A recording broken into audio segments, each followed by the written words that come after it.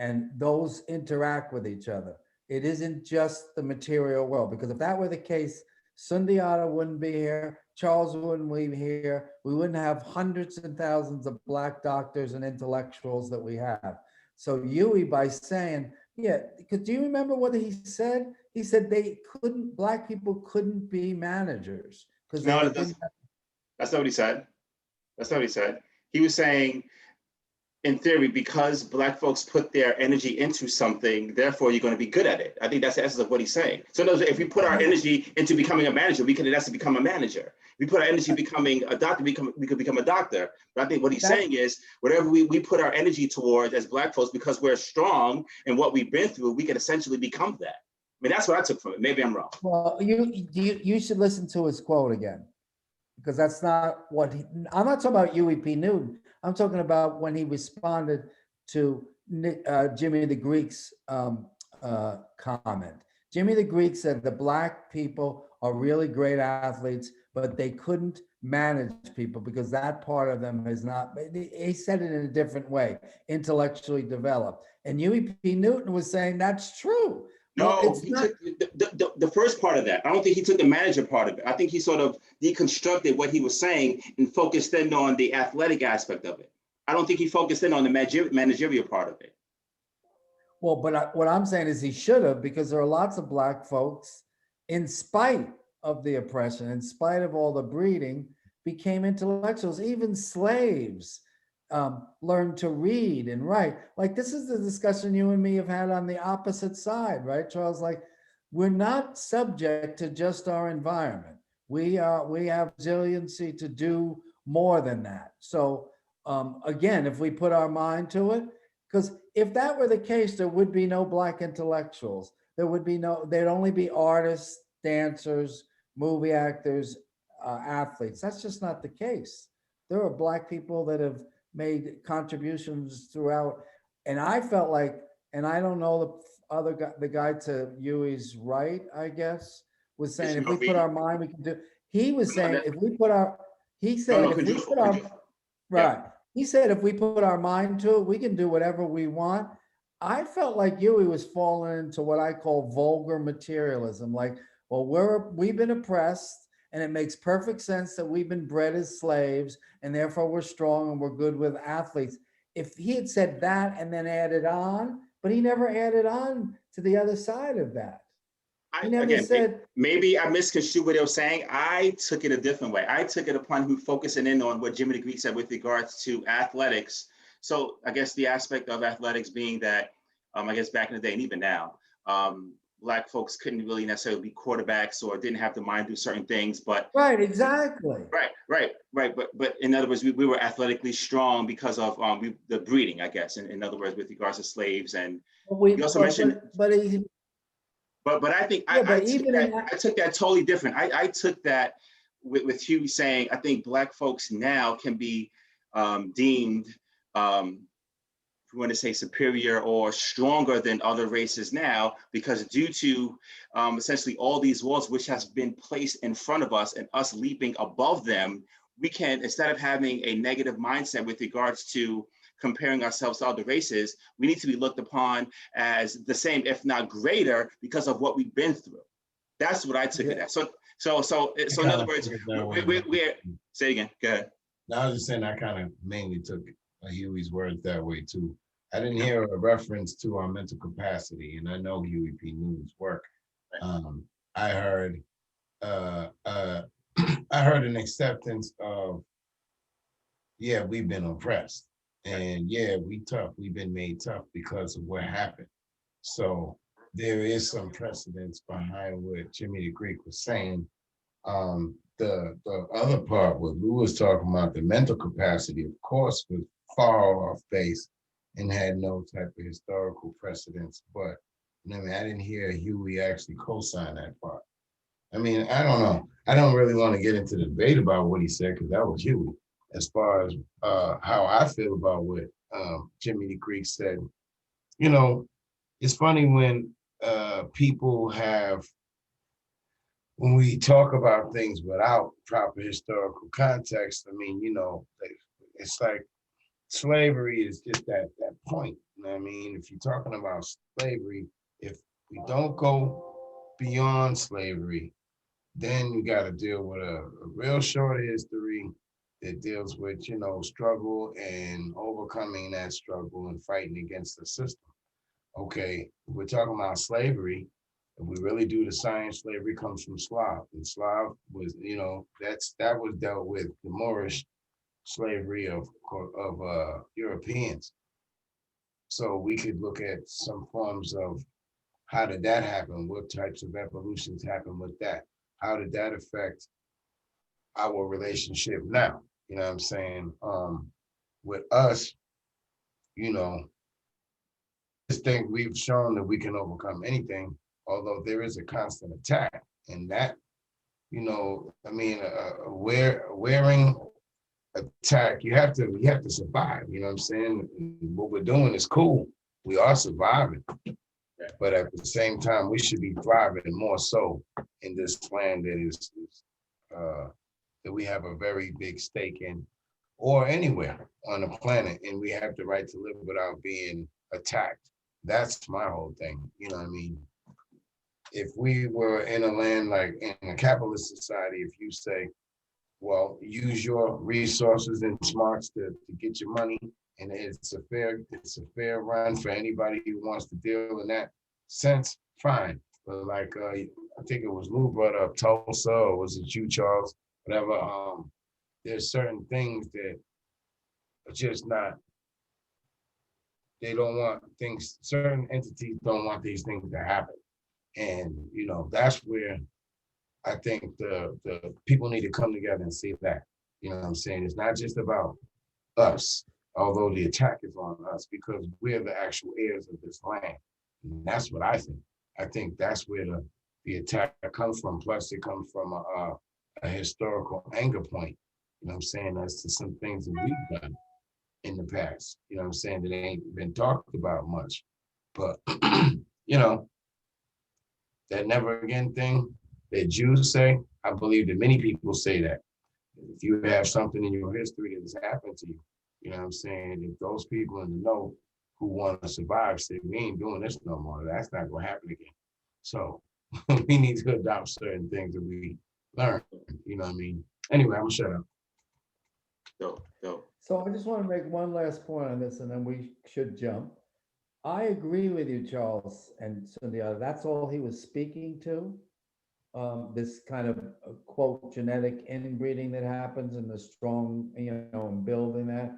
Unfortunately, there was a context to those statements, and the context is even in sports, because back in the day, even in Charles' day, but on our day for sure, blacks weren't smart enough to be quarterbacks. You know how fucking racist it was? They said blacks weren't smart enough to be offensive linemen. They only the aggressive defensive linemen they could be. Like, what I found troubling about what Huey was saying was not that I don't understand the question of genetics does play a role, but he didn't speak back to what's implicit in what Jimmy the Greek was saying, which is this is what they're good at. And yeah, this is why they're good. Jimmy the Greek didn't then say, well, you know, but there are black people that can be managers. We have blacks that are doctors. And particularly at that time in history, it's like, sometimes it's not just what you say, it's what you don't say, right? And that's what upset me about you. You're like, you want to give the historical biogenetics of it?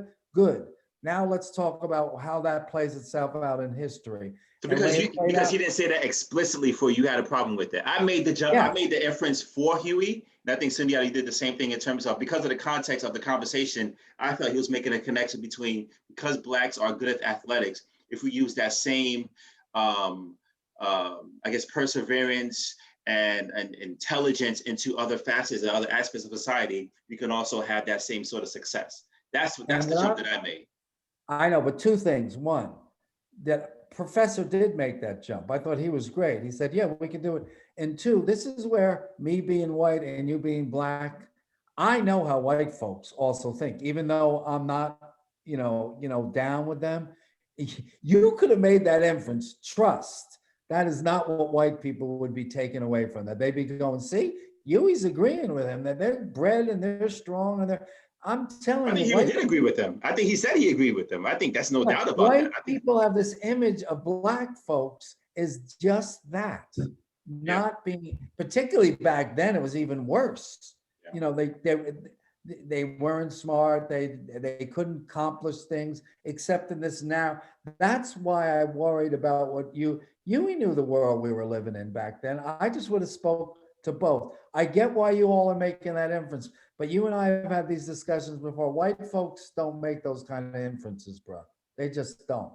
I'm not saying nobody does. You know what would be interesting to do? If we could put together a group of white, you know, for lack of a better word, Trump voters, and they heard what Huey P. Newton said, I'd love to hear. I'd give you, I bet my house on, they would say, see, Huey's saying that black people they're just. Well, we'll have an issue. Let's just say white people in general. I think. Okay, let's take white. Okay, let's not call them Trump. That's like a select group of individuals. Fair enough. I mean, so in other words, if you're not a Trump voter, then somehow you're not a racist. I don't know. I have an issue with that. I think there are plenty of racists who are liberals. We'll you know stay what I mean? away from that. Yeah. Anyway, so we don't have to go on, but I'm joining you two by what he was saying, but the implications, I think, among white people were not the same inferences that you two were making. That's my belief. I can't prove it.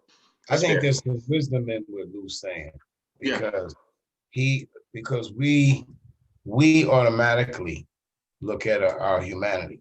You know what I'm saying? So we can go further right away. You know what I'm saying? Whereas if you're talking about people who don't even see that, you know, you almost have to be a little more direct, like, you know, deal exactly with. Now, you know, whether Huey had the time or whether the time was right on that show or whatever, that can be discussed. But I get what Lew's saying.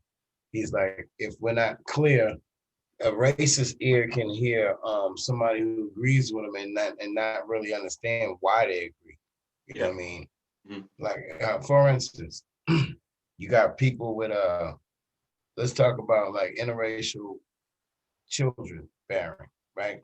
So you got some people, let's say a racist, quote unquote, racist, you know, a guy who hates black people and all that type of thing. And he doesn't want his child or grandchild to not look like him. On the other side of the fence, you got a self-loving Moor or African-American or proud black man or woman, and they agree with the exact same concept. You know what I'm saying? And so there's a commonality there. Now, one of them could be perceived as being racist, and one of them could be, or another way, but you could see it as being prideful, or, you know, having self-pride on one end. So for the person who says, well, I don't want you with my daughter, nigger, that's one way to look at it. And then you got another cat who says, I don't want to be with your damn daughter because I love mine. You know, I love the women from my side of the fence. You see what I'm saying? And so we agree.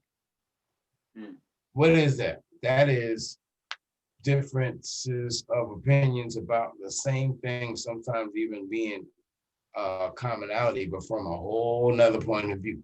So I think that's what Lew's getting at. Right. Yeah, thank you because one comes from love, right? I want my black daughter to be with another black man. Comes out of love. It doesn't come out of hatred of white people. Right. But trust.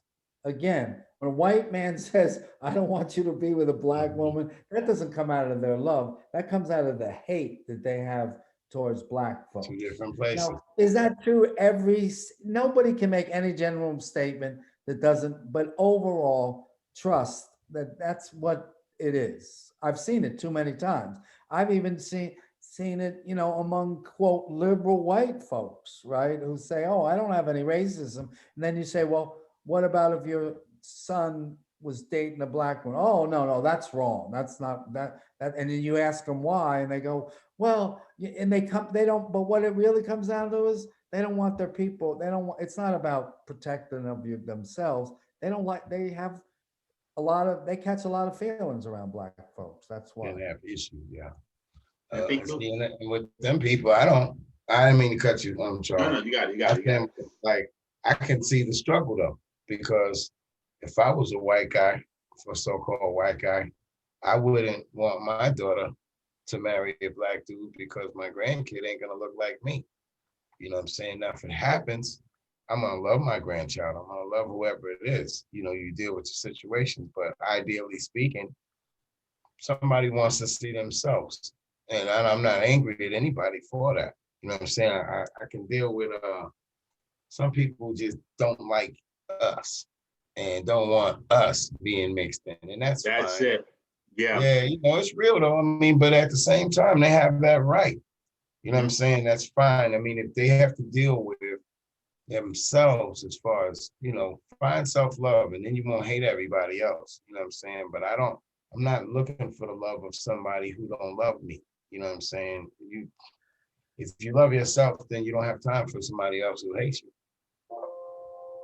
I think the biggest issue, and I love, and Lew, I love you, brother, so much. You don't even know. I think I dig everything about you, brother. And I think it's cool. But I think, unfortunately, a lot of folks who look like you, Lew, are equipped, or they don't even want to have this conversation with regards to race, because they don't want to be perceived as racist, or they don't want to say the wrong thing, and they don't want to disagree with someone. And I think that's at the heart of the issue. But I do think there's a historical perspective and understanding as to why race was created, as to why the social construct was created. We know why, and maybe we have to build with that, because there was a reason why when the colonists got to Africa and they shot the noses off of those pyramids, there's a reason why those noses were shot off, because they didn't want folks to understand, like, wow, this is built by a black person. Hell no. There's a historical context as to why white people, created this construct that we see as racist or racism, because they want, to maintain the power structure, as you mentioned earlier, Sundiata. There's a historical context for it. I think because it hasn't been dealt with, it hasn't been discussed, it continues to just be a pervasive issue with regards to, how we deal with race as individuals in this country and around the world, unfortunately. Yeah, it is. It's really unfortunate.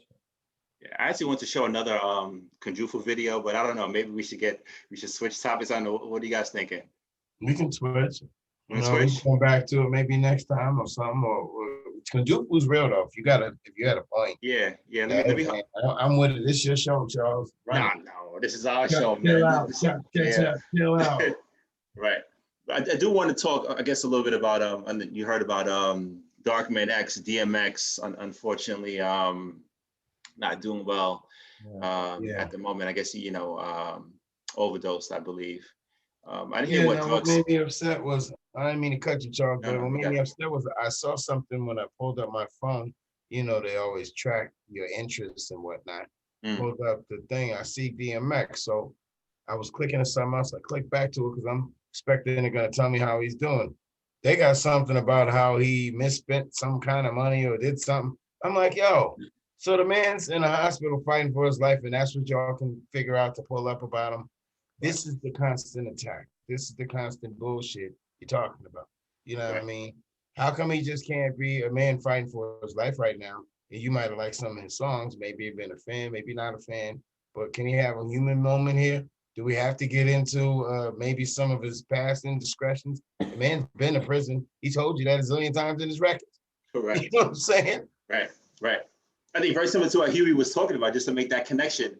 I mean, if anyone should be applauded for making it out, I think we need to applaud this man. And if you know his story, I think he was like maybe 9 or 10.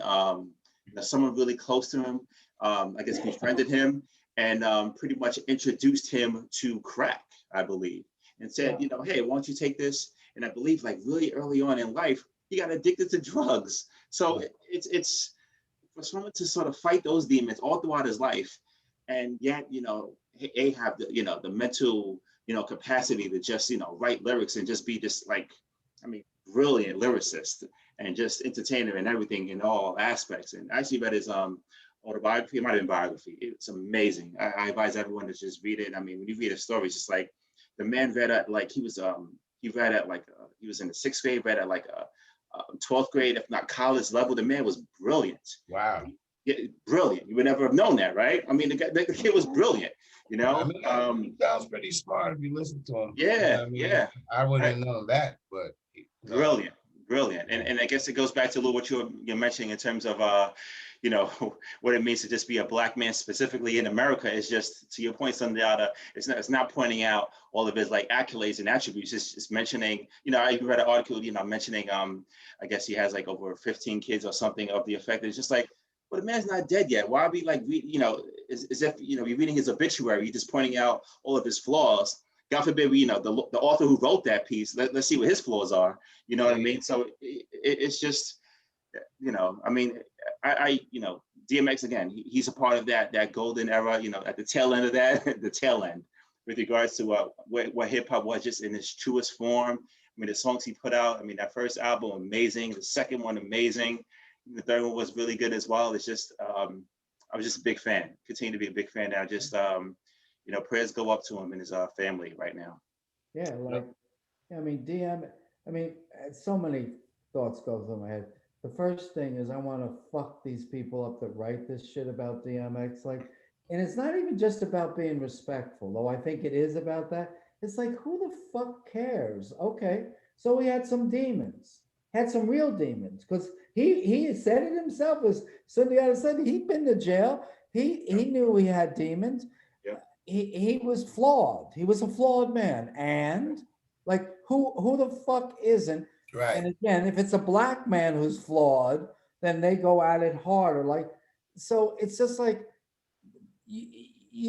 I hate to use the expression, but you kind of black him out, right? Like by saying, you know, he had these demons, he was drug addicted. He was an artist, but he was also these things. It's just like, right. come on, but, man. Yeah, but they don't even say, but he was also these things, right? Like, so to me, it's again, this is, and I don't know who's writing these articles and who's saying all these things, but there's this hatred of black folk. You know, again, I can't feel it like you all can. I can't. But there's this hatred of black folk that you're going to demonize. The man's on his deathbed. He's done all these great things. You know, I'm going to make it up. Like when Jimmy, what's his name? Clinton. Bill Clinton is on his deathbed. You think they're going to be right? You think they're going to be writing about Monica Lewinsky and all the shit? They're just not gonna. They're going to be praising him for all. There's other things as well. People talk about Bill Clinton as well. There's some other things also. Right, but that's all I'm saying. It's like what we talked about. Yeah. There are brothers who fuck up. There are, and some of them probably need to be jailed and so forth.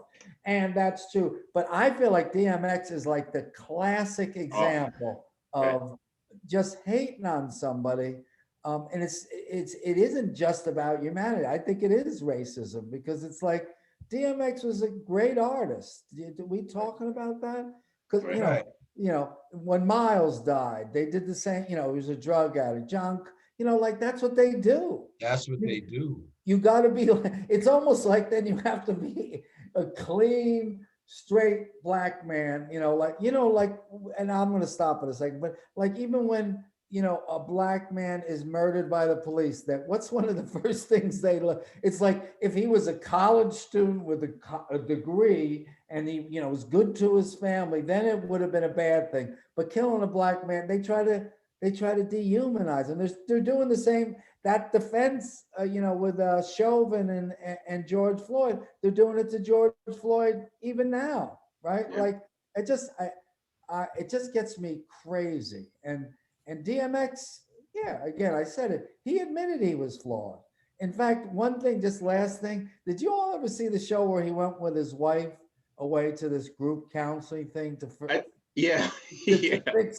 his relationship? Like, yeah. I thought that was dope. Like DMX is going and he's going to try to work out all his anger and all the shit that goes. Like, talk about that. Really, talk about that. But no, he's just another black man who's been in prison. He's drugged up, and so I guess we shouldn't feel bad. That's what they're trying to get at. Man. They are that dehumanization process that happened with the Jews back early with the Nazis. They did a whole campaign of trying to dehumanize first, so that when they do stuff, then you don't have people looking down on those who are doing this horrible thing because oh well look what they did. I think about America is sort of like modern day Rome or modern day in Rome we know took from Greece. And Greece was all about tragedy. You know what I'm saying? And you look at what goes on, how they use our heartstrings with these elections and these cases. You put people on, they make you wait, and then you're sitting there, and then they go through it from day to day to day. I first started peeping it with that OJ thing. You know what I'm saying? How they just strung us along, and they was messing with our heartstrings. And then when they acquitted these bums, you know what I mean? Everybody lost it because they're dealing with Hollywood shit. You know what I'm saying? This is about Hollywood. It's on the hill. It deals with certain things, and so when they're pulling people in, I look at it it's not just movies. You know what I'm saying? It's a whole soap opera. You know what I'm saying? We just what did Shakespeare say? The world's a stage. Didn't Shakespeare say that? The world's a stage, right? The world's a stage. And they keep trying to bring us there. And when we wake up and figure out, hey man, turn the fucking TV off sometime. You know what I'm saying? Sometimes you gotta look into yourself, get quiet, and stop listening to what they're trying to tell you all the time because they just playing with us. I mean, I don't want to speak on what happens with the George Floyd killers, you know what I'm saying? Really, to be honest, I feel like justice has a chance to be served, right?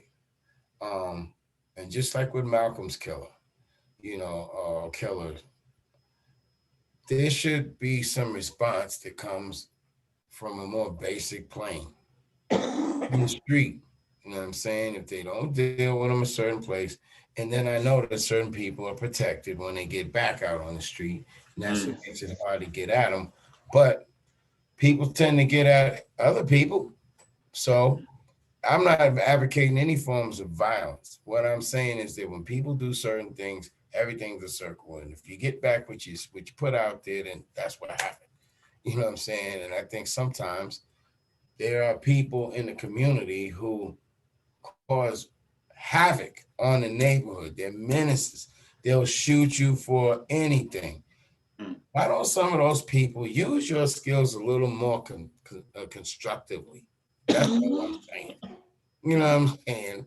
When people are out there who ain't getting no justice, if you feel like you can kill somebody and walk the streets and you're all good, that says something about the society.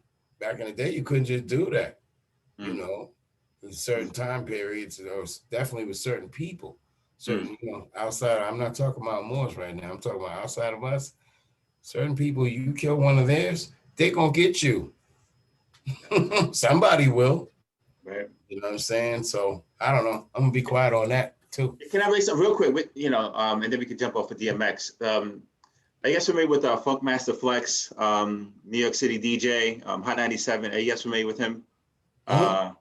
So he said a couple of days ago, he mentioned that where are DMX's friends when he was going through all his trials and tribulations with drugs. So the essence of what he was saying was DMX and his plight and all the issues that he is going through and he went through, or his I guess can we blame his hip hop friends or the hip hop industry at large with regards to his demise at the moment? Is anyone to blame for what's happened to DMX in terms of his use of drugs and abusing drugs throughout the course of his career? Can we blame anyone for that? So in other words, why didn't anyone, let them, put their arms around him and sort of support him with regards to his demons? Is anyone to blame? I think with regard, my personal opinion, with regards to drugs, I think it's really hard to put blame on anyone. I think it's such a terrible demon to go through. Now, do I think perhaps someone could have, not let him, I guess, even prior to that, he was in, real dire straits and could have reached out to him perhaps, but I just think ultimately, I don't necessarily blame his industry brethren, I guess the Rough Riders, that was his crew, Swiss Beats and, the other Rough Riders. And I don't necessarily blame them. It's tricky. I don't blame them totally, but I do know the friends within my circle. I do look out for them, and I reach out to them to make sure that they're good. And if they're not good, I try to do everything in my power to help them. But is there a point that I won't try to extend if someone is not willing to just want my help? DMX reached that point. I don't know, but I don't necessarily want to blame anyone. But I do think perhaps his friends could have done maybe a little more. I don't know. It's tough to say outside looking in. I don't know. I would speak. I mean, for me personally, I don't think anybody's to be held. I mean, you would have to. It'd be a bigger. There's a higher power if you want to blame anybody. You know what I'm saying? Whoever's bringing the drugs in the country like that. But as far as your immediate friends, I mean, I've lost friends to drugs. You know what I'm saying? And it ain't always something you have control over. All of us probably know somebody who's been victim. Someone really close to me. Absolutely. And drugs is stronger sometimes than your relationship with them sometimes. You know what I mean? When them drugs get a hold of them, there's not enough time in the world that you can tell somebody, hey man, stop doing them drugs. I lost a friend a few years ago, had a stroke straight out, smoking crack, you know what I'm saying? I knew we sitting there. I didn't even die in front of me, but I've seen him do it plenty of times, Very intelligent man. You know what I'm saying? What am I gonna do? Tell him, hey man, smoking crack will kill you. He knows. It's just, it's a grip on people. It is what it is. That's not just crack. We talk about all kinds of drugs. So this is America. $1 billion industry on drugs. They push it in your face. It's in your music. It's in your movies. You know what I'm saying? It used to be in your Coca-Cola. So. Oh, you're getting deep now. Okay. Yeah, Coca plant. Okay. I see where you're going. Who knows about that? I see where you're going. No, I think that's all true. Can we switch to a new topic? We can. I just want to say, I just looked at the Brooklyn Nets box score. They're just ridiculous. Like Aldridge had 22 points. Wow. They blew him out? They blew him out. Aldridge had 22. Griffin had 10 in like 12 minutes. KD had 14 in 18 minutes. Like, I know I'm switching completely, but I had to check the score. It's like just stupid. Like, just give them the. Who are they playing? What? Who are they playing? Pelicans. Oh wow! Wow, they blew out the Pelicans. Okay. I'm just saying, like, it's crazy. I don't want to. I know I've gone like 360 degrees in another direction, but it's just like ridiculous. They have too many. Aldridge had 22 and Griffin had 10. Harden didn't even play. Yeah, I heard. Hey, since y'all speaking about sports, I don't usually say too much on the sports end, but let me give a big up to SC right here. My sister being the track coach for that school right there. I want to give him a little shout out. Wow, yeah. Nice. Is that South Carolina or that's not USC? That's South Carolina, right? No, USC. USC. Oh, yes. Okay. Nice. Big ups, man. Yeah, nice. Carol Smith Gilbert. That's dope. Wow, that's dope, man. Congrats, man. That's dope. Congrats to her. Yes. Big ups to Baylor. They just destroyed Gonzaga. And once again, when you have to face the real iron, like Gonzaga had to face the speed, the power, the strength, Baylor just put them to sleep.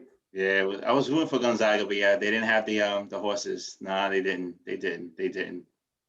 Now, did you gentlemen happen to see the verses? Did you happen to see Earth, Wind, and Fire versus the Isley brothers? Yeah. Oh man, this is epic. I didn't catch it when it was on. I caught the tail end of it. I sent it to you guys. I think sometime today. But from what I heard, I'm gonna peep that. Yeah, this takes me back, man. You guys can speak to their relevance for you guys. It was relevant for me, like I said, growing up, this is all my mother played.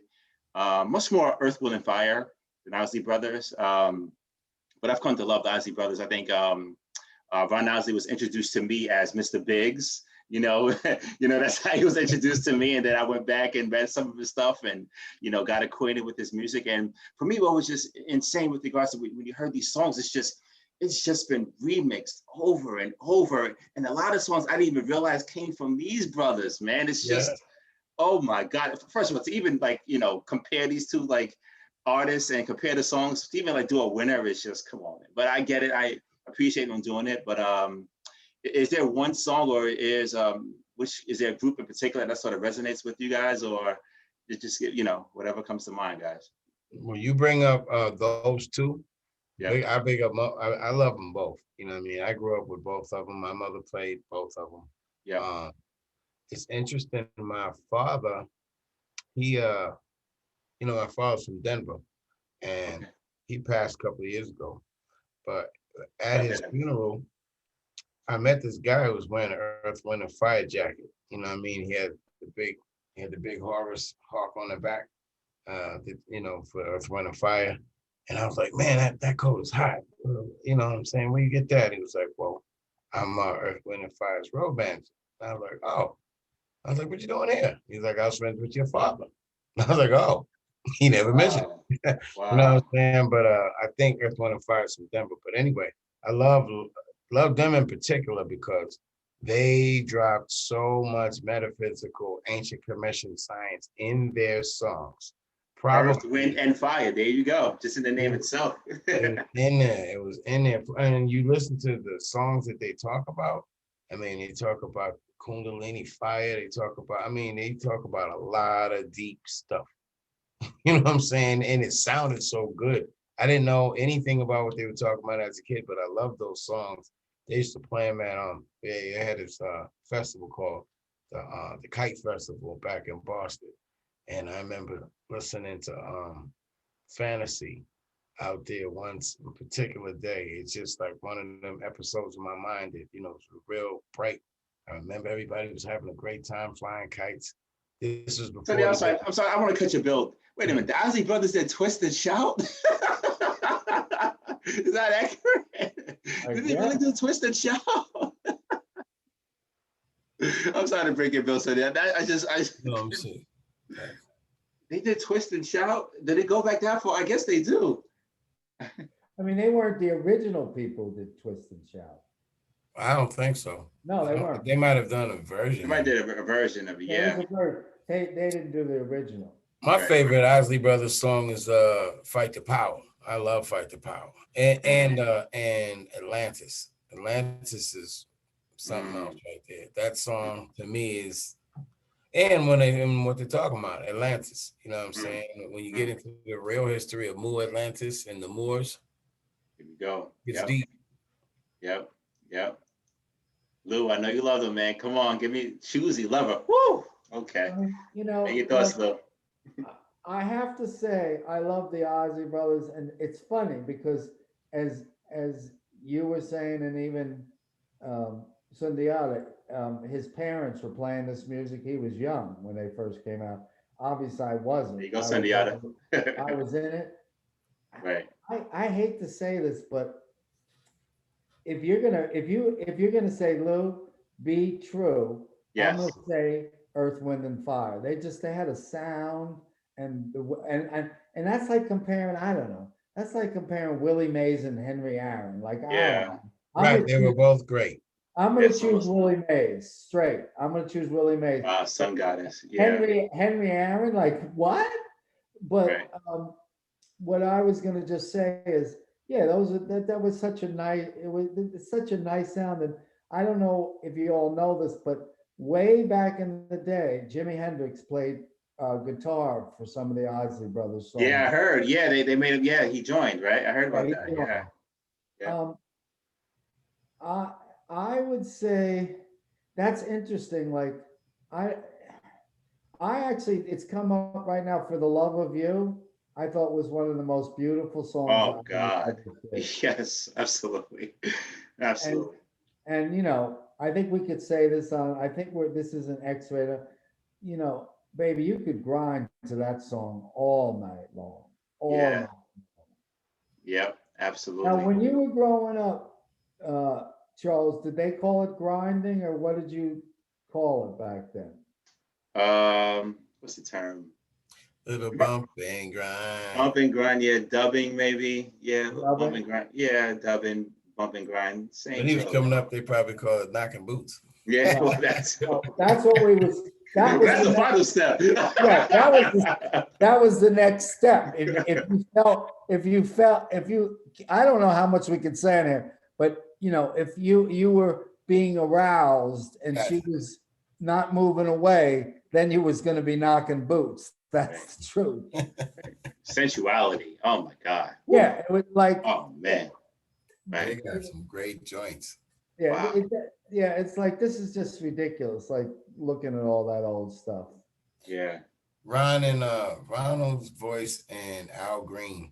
For some reason, I even as a kid, I always heard something similar in their voices. I used to say they had the butter throats. You know? So when they sing, it sound like there's butter on their tonsils. Right. Right. My grandmother loved she loved Al Green. You know what I'm saying? Oh yeah. Yesterday was the anniversary of her passing. So I should have been listening to some Al Green, but I didn't. I was just kind of thinking. He was he a gospel singer at first, right? Was he a gospel singer? Yeah. Yeah. Just like Aretha started that way. Really, their music to me, you know, when you still talking about God, I wonder if it's still gospel. You know, if you do it a funky beat, you know what I'm saying? Still, in that case, you could say Rakim and them do gospel too. Here we go. Wow, well, that's next level. Okay. Wow. Wow. Wow. That's Because deep. what is gospel? Gospel is the gospel. That's what it is. That's exactly what it is. So exactly what it is. No disrespect, but you think if they started playing Rakim in church, people They should. go for that? They really should. It might help. What they should. I'm just saying. No, they probably won't. Going into a Black Baptist church and playing Rakim. I tell you this, the school that I create, they're going to be studying the lyrics of Rakim. How about that? Good. And I'm not against any of it. I'm just having this visual in my head of Rakim being played in a Black church. But I'll say this: there's a church in Atlanta.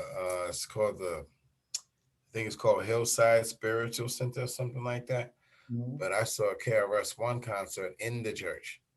You know what I'm saying? The lady who's the head of the church has a real progressive way of looking at spirituality. You know what I'm saying? And just understanding it ain't just about one perspective. You know what I mean? But most churches of any sort have their own, you know, little thing. Right. You know, I could play a Divine Styler album in a church. You know what I mean? He's hardcore Muslim. Yeah. The concepts are the same. If you really, really get down deep with it, if you're really in it, the concepts are the same. The names and all that is different. Right. I wonder, are we ever going to have a conversation on this podcast with regards to the effects of religion on the Black community? Is that something we could discuss? I think that's that right there. I don't know if I want to dive into it, but who am I, Jesse? As long as everybody brings the truth, I think we can have the discussion. I just want to ask a question because I just had this happen the other day about KRS-One. Yeah. I don't think young people know who that is. Because I was at a thing the other day, and I don't know, some Zoom thing, and it was, you know, young people that were into hip hop, Black and white folks, and I mentioned in the chat KRS-One. None of them knew of him at all. I mean, is that your experience, Sundiata? Yeah, as far as and with the new generation. Yeah, they don't even know him. Very few of them know. If they know, they've heard of them. They don't know anything about the music. They can't spit none of the scrolls. You know, again, one of my issues with our people in general is that we don't do enough historical background. We don't respect our elders the way we should, as far as in the musical cipher. You know what I mean? If I'm an artist, or even if I'm a fan, why would I be a fan and not listen to any of the classic people? If I like rock and roll, if I'm listening to rock and roll today, I can like today's artists, but I'm still gonna know about the Rolling Stones. I'm still gonna know Right. about Black Sabbath. You know what I mean? Why is it that we feel, oh well, them dudes came out 3 months ago, that's old? See, that's that thing that I believe also has been set forth. In hip hop, they don't want us to grow up. You know what I'm saying? It's like they don't want you to live or to have a shelf life that goes on past a few months, because everything got to stay young. Everything got to be, young. And there's nothing wrong with youth, but everybody grows up if you keep living. So why is it the hip hop is not allowed to grow up? And um how come we're not looking at our elders in hip hop and respecting them and learning what they were doing, studying what they were doing in order to move forward? So that's what I'm not seeing uh, a lot of the youth doing. And again, I go back to my point. If we haven't taught them to do that, we can't really be that upset at them. But we have to set these things in our culture. Well, that's what we do. You go back and you study that stuff. You ever see that movie called School of Rock? Yeah. He did the same thing. Jack Black's character in that, he was like, y'all don't know any of these rock legends. All right, this is what you do. You take this album, that one. You go home and study. Then you come back, then we can talk. You know what I'm Can I ask you a saying? question though with regards to that? I'm on to build on that. Yeah, Bill. How is it possible that the hip hop community allowed someone like Tekashi 6ix9ine to have a place in hip hop? The elders, I'm talking about the folks who are KRS-One, deeply invested in hip hop. I didn't hear anything from them with regards to speaking out, or it wasn't loud enough, with regards to speaking out against this asshole. Because if you look at what he is and represents, how can anyone co-sign it? And I say by co-signing, I'm saying, I think even not speaking against it, you are co-signing it. So I don't think enough people did their part in terms of keeping dudes like this out of hip hop. Because for better or for worse, he doesn't represent the true essence of hip hop. But I think for a time he did represent hip hop. So I think with regards to the elders, I think, to your point, I don't think they've done a good enough job in terms of explaining to the youth what hip hop is and what it represents. And I think this should have been someone to just check that dude at the door before he was allowed to become whatever it is he became, and to have his little claim to fame and his little, moment in the sun. But I think, for him to, have been allowed a voice, I don't know who you blame for that. I know it's the powers that be, but, I think the voices of our elders should have been louder in terms of not letting him, in society at large, not letting dudes like him to have a voice in hip hop, man. I mean, if you think about him now, okay, he's one character. Yeah. He's one character who represents one thing, right? There's so many different characters in hip hop who represent things that are not necessarily what we want, right? Okay, so either you can attack those who are doing it. That's one approach. You know what I'm saying? You can try to shut them down. But a lot of people are there because they were put there, and they're going to be there whether we support them or not, because they're there for a reason. I'm not saying him. Like 50 Cent made a song with this guy. You know what I mean? Like, no, what I'm saying is though, he's just one of many. Again, is what I'm saying. There's a larger plan. So when you see people operating a certain type of way, usually the streets don't allow certain things, right? So if certain things is being allowed in the streets, there's usually another reason why. You know what I'm saying? If certain cats is allowed to say things and do things, and it's allowed in the street, there's real cats in the street that check that.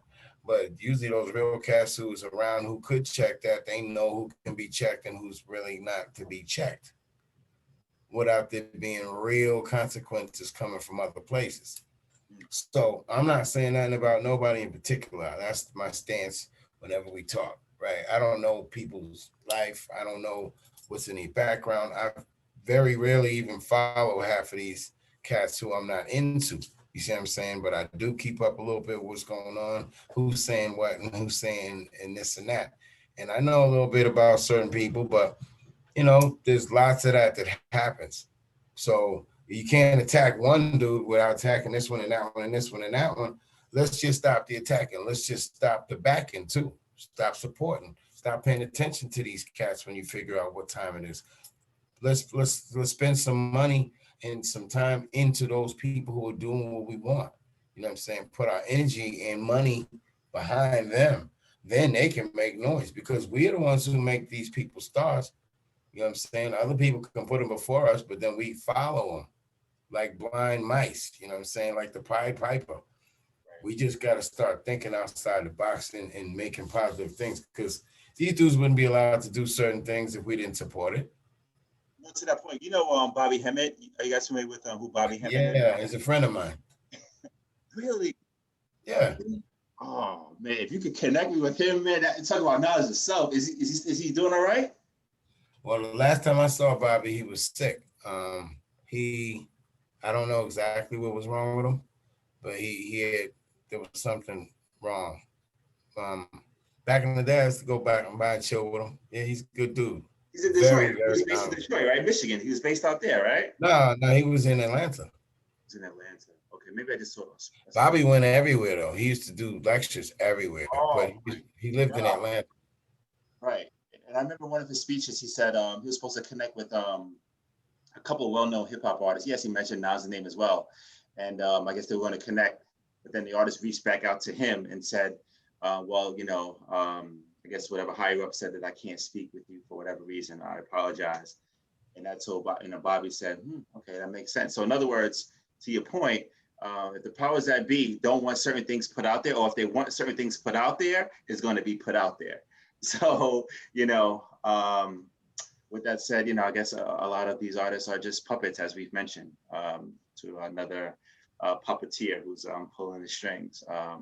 Which is unfortunate, they're not allowed to say their piece, which is, I guess, in fact, to my point, perhaps they weren't allowed to speak out against Tekashi 69 and others because they were told not to. Maybe I answer my own question. Maybe, I mean, I kind of take also like maybe Jay-Z's point. Certain things, man, you just don't give no energy to at all. You know what I'm saying? Like, if there's so many different things that I disagree with, you know what I'm saying? It happens in hip hop. You know what I'm saying? It's like behind the scenes, front of the scenes, on record, off record. You know what I mean? If we spend time dealing with cats who's not dealing with our best interests, we're gonna spend a lot of energy. You know what I'm saying? Who on people who ain't worth it. You know what I'm saying? Certain dudes are gonna do what they do. We know that certain things sell. So he's really not too much different than many actors or other musicians who talk about this or that. You know what I'm saying? So we just kind of have to, I think, this is just me. I try to put the energy towards that which I want. So those artists who are talking what I like and representing the things I like, let's put our energy there. And them people who's doing other stuff, I don't even know about what you're doing because I'm not peeping you. Jay-Z, what did Jay-Z say? He don't have time to think about something about people hating on him. He wouldn't even know because he's too busy making money or something like that. I can't remember his line. Yeah, but it was something to that effect. He don't have time for people because he's too busy doing his own thing. What you doing, Mastermind? What you doing over there, man? What do you think about right now? You're mute, brother. You're mute.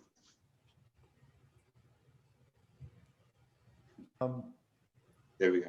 Honestly, what I was thinking about is sometimes this stuff gets so deep. Seriously, my old head brain just is like, oh, it's not overwhelmed. That's not the right word. But when you've been thinking about things so hard and we're talking so deeply, I feel like, damn, I need a nap or some shit.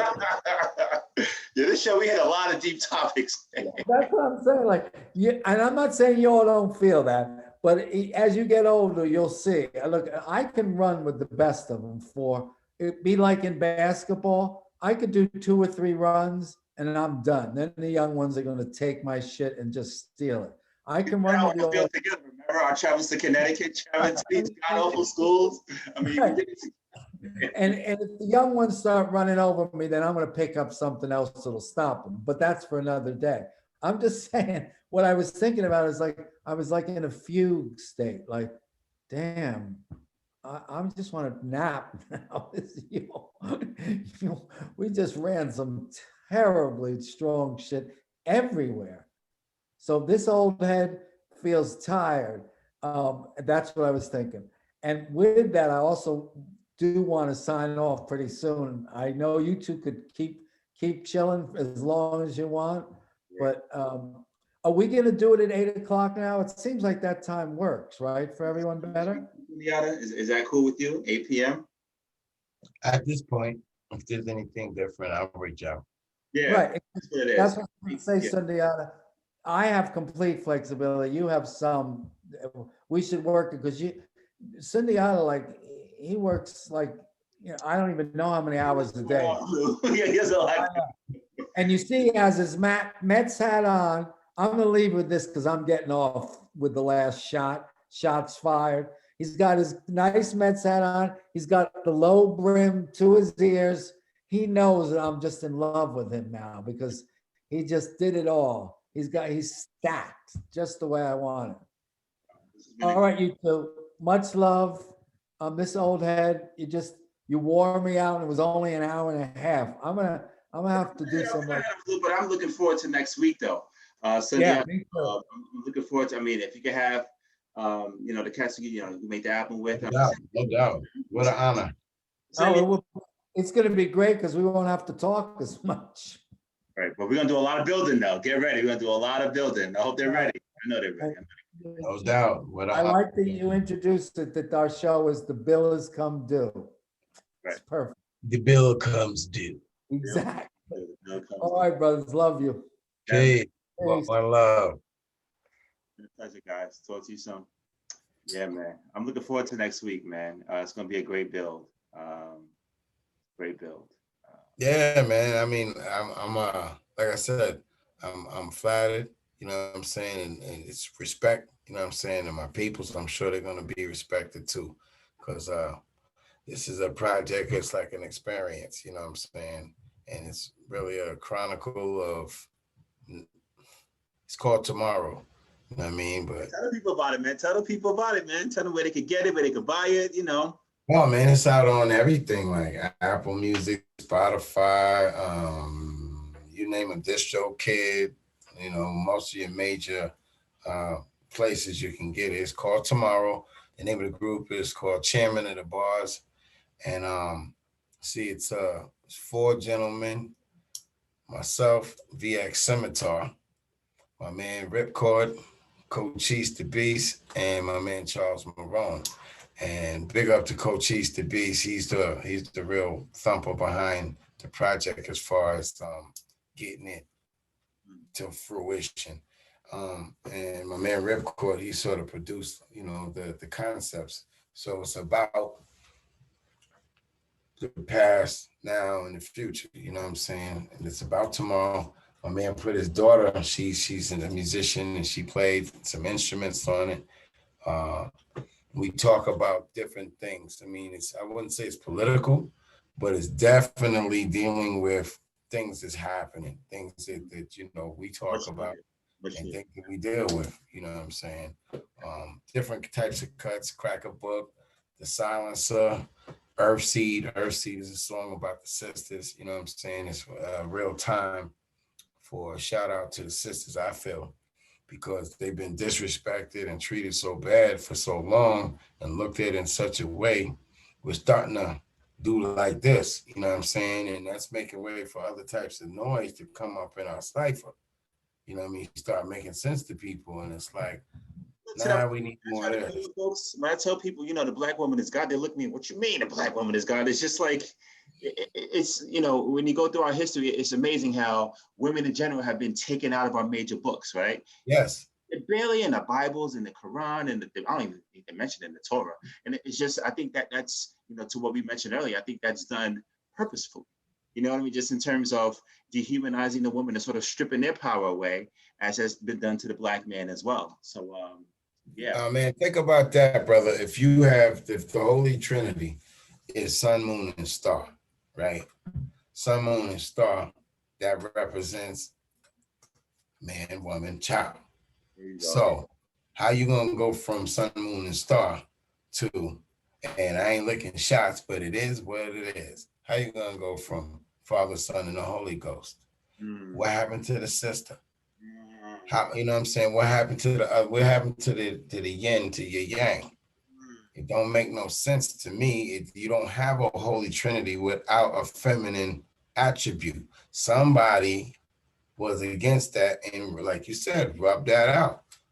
And you ain't gonna rub that out for me and me think that it makes sense, because it don't. You know what I'm saying? I know I have a mother and a father. That's what I know. You know what I'm saying? They took them both to produce me. So, you know, I have nothing against the Holy Ghost. I have enough respect for what it represents, but you can't take out the sister in any form of Holy Trinity. In our ancient people, where they got the religion that has been done in, if you go to back to the cipher, to the origins of it, the sister was all day. Or Sarasat. It's right there in the name of God. Female, male, both together. You know what I'm saying? Hey, you know, you have some people who probably try to argue me down on that one. But I've done some reading where, you know, even going, you know, to the beginning of time where women didn't even need a man to procreate. You know what I mean? So in other words, women is God. So therefore, you know, women, you know, took it upon themselves to create men, but it wasn't the other way around. Whereas, you know, the powers that be wanted to put man as the head and then women behind the man, and, you know, to sort of strip the power, to what you said, away from the woman. In actuality, it's the other way around. You know, like we come from women. So how could we, you know, get down to it? I mean, people, you know, then you got people who, because of a male point of view and being in the Western world and with this Western education, will argue that down. But see, it's hard to argue down the fact that a zygote is female in the first 6 weeks, right? Until that process is done to make a male. Also, you have the science of the double X's and the X and the Y chromosome. You have us coming from connected with our mother's umbilical cord. You know what I'm saying? All of that stuff. On birth, right? Which makes you think like what's the rush? Like why are we cutting out the connection between the woman and the child so quickly? Like, what are we doing here? You know. And what is that? What is that? That's from your navel, right? Yep. Navel is talking about your water, right? Right. Navel goes to nativity, nationality, all of that. So all of that is linked in with coming from your mother. And, you know, in the ancient Kemet, they used to use, it was linked into the mother's placenta, I believe, who the pharaoh was. You know what I'm saying? All of that stuff, we got to respect our sisters. Until we do, we're not going to win. And I think that's one of them keys. There you go. You know what I'm saying? Yeah.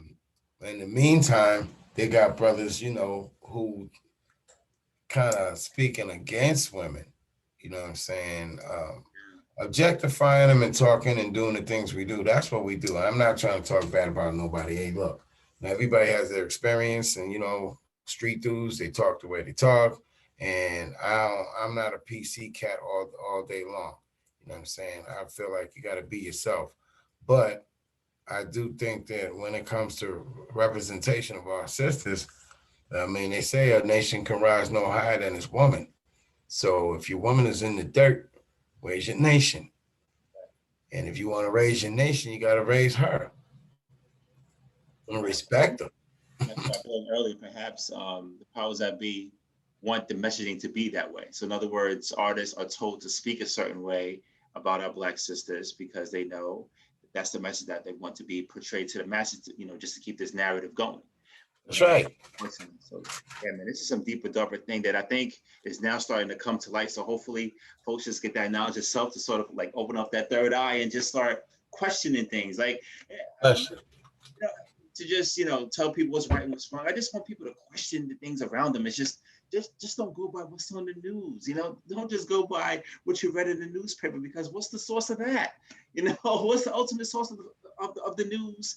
Who's presenting the news? Who's presenting the news? I mean, it's just, you know, but I don't know. I mean, I guess I'm just a conspiracy theorist. I don't know. Well, by questioning everything around me, you know, it's. I don't think so. I think that's really called a scholar. Yeah. Yeah. You know what I'm saying? If you don't question, then you're a puppet. You know what I'm saying? If you question, then you're starting to think, you're using your own mind. They like to label us, you know what I'm saying? Because we look the way we look, because we want to think and point things out. Oh, you're a conspiracy theorist. It's not a damn conspiracy. When you can turn on the TV and watch a brother get murdered by the cops in front of you, how's that a conspiracy? It's right there. You know what I mean? We've been talking, those of us who knew about it for times been called the conspiracy theorists. But if you was living in our lives, that's not a conspiracy. It's the truth. It's just the truth that certain people don't want to either accept or have not been, exposed to, or whatever it is, or you don't want to believe it, but this is what it is. You know what I'm saying? You ain't no conspiracy theorist, brother. You just somebody who deals in truth. And they gonna try to put that label on you. Oh, he's a militant. He says, how's you a militant if you're about defending yourself? Why is that militant? See, it's these labels, these words. My man, Kamitu Bay, big up. He used this thing, talks about incarcerative linguistics. You know what I'm saying? And he talks about the words that he used to either label or people use, and to talk and express themselves, how that can put you so far down deep where you'll be in a sunken place. You know what I mean? And don't even know because of your verbiage or because of people, how they put labels on us. You know what I'm saying? And then we accept them. You know what I mean? Oh, I'm a militant. Well, I don't think that being a self-defensive person is being militant. A militant, I see as being somebody who wants to run up on somebody else to take their joint. That's militant. So if anybody is militant, then the European would be militant, you know what I'm saying, in history. And at one point, we were militant too, because we took over lands. We were the first people to go around and do things, you know what I'm saying? We had to take credit for both sides. I agree with you, man. I agree. But words are swords, man. You can't spell swords without words. You know what I mean? So that's dope. Yeah. Never heard that. That's dope. Yeah. I need more Black folks, very similar thinking to you, just to question what's around you. It doesn't mean that we're right and they're wrong. It's just you're questioning things. And if I'm proving not to be wrong, well, prove me wrong then. At least if I have a different way of thinking besides what the masses are thinking. To your point, absolutely, man. I'm with you. Next week's gonna be a good build, man. Hopefully, yes, sir. I'm looking forward to it. And big up to you again for staying on that school vision and following through. Right, I appreciate you, man. I'm gonna put you on, man, indirectly, man. I'm gonna have you on the board, man. Say, can you hear me? Right, am I cutting out? Okay, I think it was. There you are. Yeah. I put you on my board, man. So look out for that, man. I need that, that thinking and just that perspective in terms of teaching our kids the right way, with regards to that that integrative knowledge of self curriculum that our kids need moving forward, man. I know you're about that, and I can't think about building a school without having you on the team, man. Hey, man, well, keep up. You know how we do. We're gonna keep it in. I'm real flattered to be asked on, and you know what I'm saying, I'll do what I can do. And looking forward to next week. Sir, my man. Thanks again. All right, let me know what you think about the LP, see? Yes, sir. Got you, man. Got you. Looking forward to it. All right, Aki. Let's in a bit, man. Peace. Peace to the God.